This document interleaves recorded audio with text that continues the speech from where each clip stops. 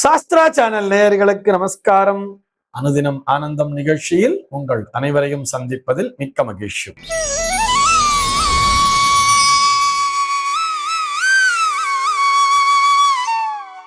இன்று 19/4/2026 இந்த நாள் குறித்து பஞ்சாங்கம் என்ன சொல்றதுன்னு பார்க்கலாம் வாங்கோ.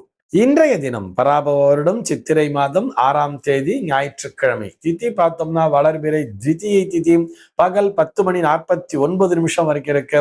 அதனைத் தொடர்ந்து வளர்பிறை திருத்தியை திதியானது வந்து விடுகிறது. இன்னைக்கு நட்சத்திரம் பார்த்தோம்னா பரணி நட்சத்திரம் காலை 7:09 வரைக்கும் இருக்கு. அதனைத் தொடர்ந்து கிருத்திகை நட்சத்திரமானது நாளைய தினம் அதிகாலை 4:34 வரைக்கும் இருக்கு. அதனைத் தொடர்ந்து ரோகிணி நட்சத்திரம் என்பதும் வந்து விடுகிறது. இந்த நாள் முழுவதுமே ஒரு சித்த யோகம் கூடிய நாளாக அமைந்திருக்கிறது. இதுபோக பஞ்சாங்கத்திலே வரக்கூடிய யோகம் அப்படின்னு சொல்லி பார்த்தோம்னா இன்றைக்கு ஆயுஷ்மான் அப்படிங்கிற ஒரு யோகத்தை கொடுத்திருக்கா.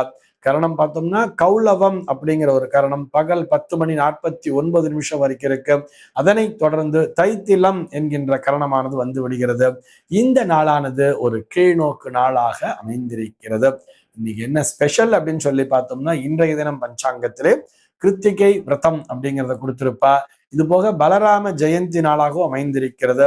இது போக கிருத்த யுகாதி அப்படிங்கிறதையும் கொடுத்திருப்பா. கிருத்த யுகத்தினுடைய துவக்க நாளாகவும் இந்த நாளானது அமைந்திருக்கிறது. இது போக இந்த நாளானது ஒரு கரிநாளாகவும் அமைந்திருக்கிறது. கரிநாள்னு சொன்னா சூரியனுடைய தீட்சிண்யம் அதிகமாக இருக்கக்கூடிய நாள். இந்த நாளிலே சுப நிகழ்ச்சிகள் செய்வதை தவிர்க்க வேண்டும் அப்படிங்கிற மாதிரியும் சொல்லியிருப்பார். இது போக இந்த நாளானது ராஜ மாதங்கி ஜெயந்தி நாளாகவும் சியாமா சாஸ்திரிகளினுடைய ஜெயந்தி நாளாகவும் பார்க்கப்படுகிறது. இது எல்லாத்தையும் விட நம்ம எல்லாரும் ஆவலோடு காத்து கொண்டிருக்கக்கூடிய அந்த அக்ஷய திருத்தியை நாளாகவும் அமைந்திருக்கிறது. நாளைக்கு தானே அக்ஷய திருத்தியின் காலண்டர்ல எல்லாம் கொடுத்திருக்கான்னு சொன்னா வாக்கிய பஞ்சாங்கத்தின் அடிப்படையிலே கொடுத்திருக்கிறார்கள். அது கூட மத்தியான நேரத்தோட திருத்தியைங்கிறது முடிஞ்சிடுறது. ஆனா இன்றைக்கு பகல் 10:49 திதியைங்கிறது முடிஞ்சு திருத்தியை வந்துடுறதுனால இந்த நாளிலேயே நாம் அக்ஷய திருத்தியைக்குரிய அந்த பூஜைகளையும் சரி அன்னதானத்தினையும் சரி மற்றும் சேமிப்புகளையும் சரி அனைத்தையும் செய்வதற்கு இந்த நாள் உகந்த நாளாகவே இருக்கிறது. இது ஒரு கரிநாளா இருக்கேன்னு சொல்லிட்டு அதை தவிர்க்க வேண்டிய அவசியம் இல்லை. சென்னையை பொறுத்தவரை இன்றைய தினத்தினுடைய சூரிய உதயம் என்பது காலை 5:57 சூரிய அஸ்தமனம் என்பது மாலை 6:18 சந்திர உதயம் என்பது காலை 7:16 சந்திர அஸ்தமனம் என்பது இரவு 8:25 சம்பவிக்கிறது. நல்ல நேரம் சொல்லி பார்த்தோம்னா காலை 7 மணி முதல் 8 மணி வரை நல்ல நேரம், மதியம் 2 மணி முதல் 3 மணி வரை நல்ல நேரமே.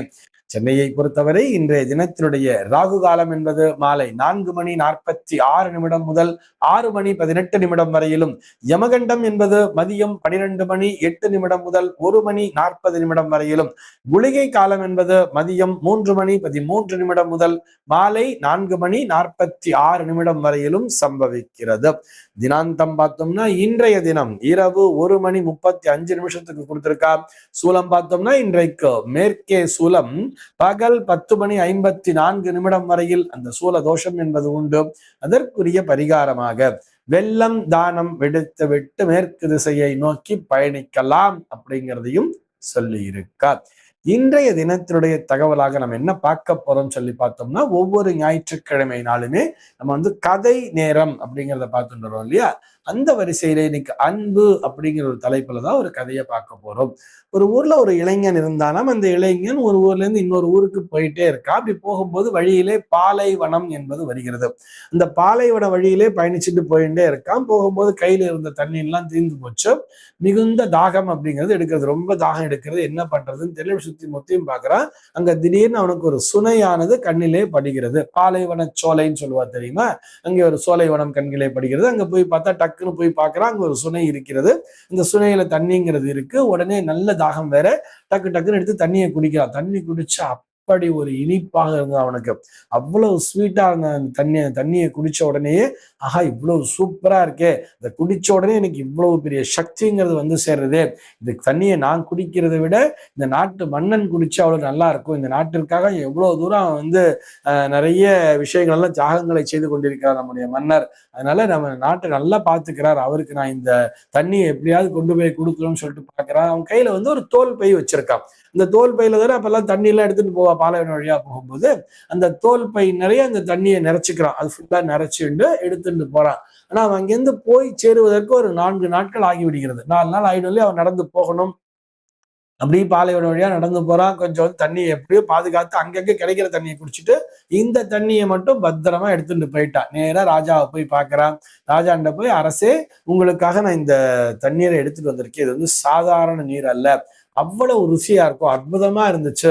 நான் அனுபவிச்ச அந்த இன்பத்தை நீங்களும் அனுபவிக்க வேண்டும். அந்த குடிச்ச உடனே ஒரு எனர்ஜி வந்துச்சு பாருங்க, அந்த எனர்ஜியோட நான் 4 நாளா நான் வந்திருக்கேன் அப்படின்னு சொன்னா, நீங்க அந்த தண்ணியை குடிச்சா இன்னும் உங்களுக்கு ரொம்ப சக்திங்கிறது கிடைக்கும்.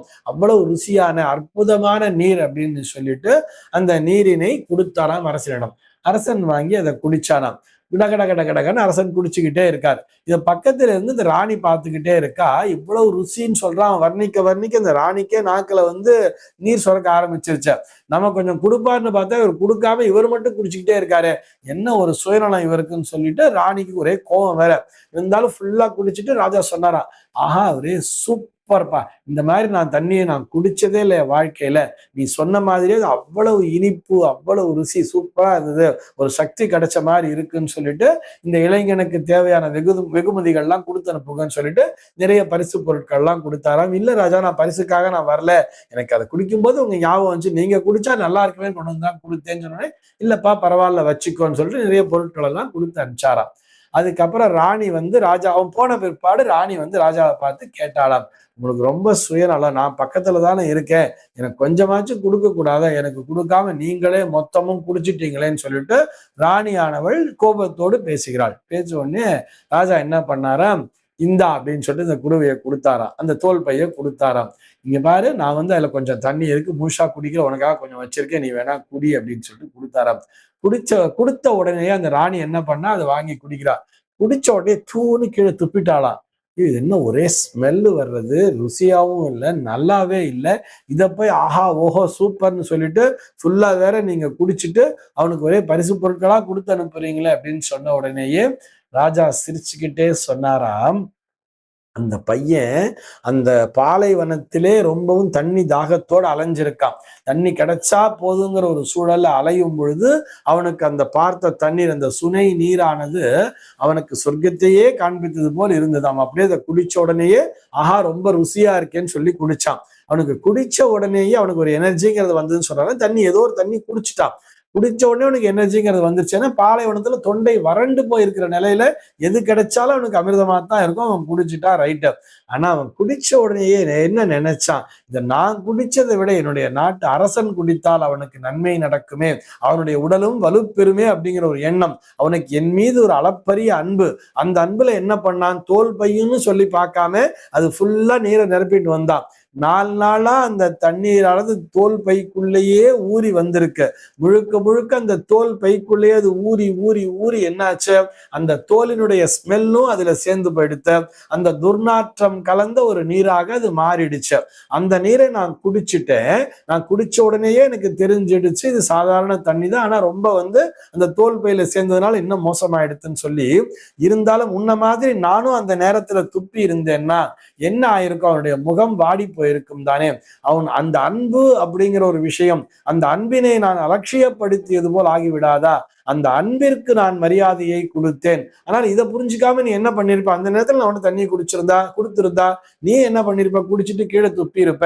அந்த இளைஞனுடைய முகம் வாடி போயிருக்கும் அல்லவா, அந்த அன்பினை நாம் அவமரியாதை செய்தது போல் ஆகிவிடாதா, அதனாலதாம்மா நான் அப்படி பண்ணேன் அப்படின்னு சொன்னாராம் ராஜா.